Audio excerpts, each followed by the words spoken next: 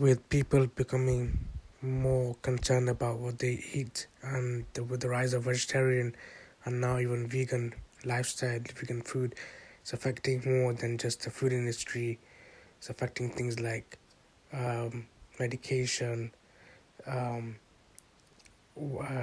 cosmetics, and whatever else you can think of, whatever industry you can think of. People are concerned about what's in those products, as affecting things like religion and people. Certain religions, they're already vegetarian.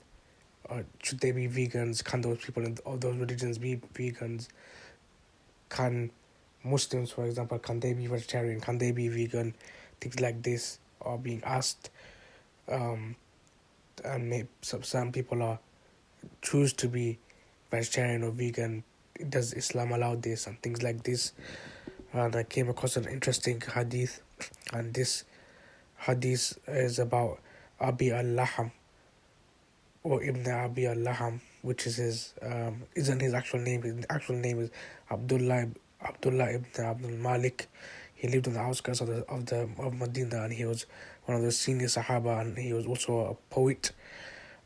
He chose to be vegetarian, and I believe the Prophet was told about this, and the Prophet didn't um, tell him you can't be vegetarian or you should eat meat or anything like this. So this is an approval that you can be vegetarian, but I don't know in terms of um, the slaughter for Eid al-Adha, the second Eid, whether I'm assuming the Sahabi did do this um, as part of the faith, and we believe all companions adhere to the faith. So if you wanted to be a vegetarian or vegan, you could not eat meat all year round, 365 days, and not eat meat or anything like that. Use any animal-based products, but the sacrifice for Eid, that's something that you would have to adhere to as a Muslim.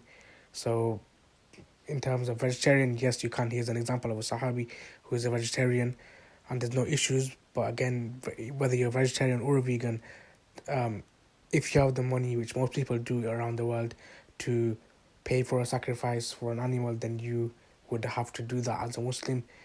Um, so that's something to bear in mind. But it's interesting to see 1400 years ago. I don't know the reason why this particular Sahabi didn't want to have meat. He chose not to have meat. He didn't. He made it haram upon himself, but he didn't make it haram or think it's haram in the religion. That's the difference. He chose to make it haram upon himself, but not upon the religion or society. So if you choose not to have meat, you can't say it's not part of the religion. It's part of the religion to have meat. It's to not have meat. It's not part of the religion. The religion allows meat, and you can't look down upon people who have meat because we are allowed to have it. If you choose not to have it, or if you choose to have less of it, that's your choice and it's fine. But you still have to keep in mind the sacrifice of on for the Eid, that you still have. If you've got the money, which most people do have the money, then you are still required to make that sacrifice. So you can't technically be vegan, because that's some. Apart from that, you can be vegan only like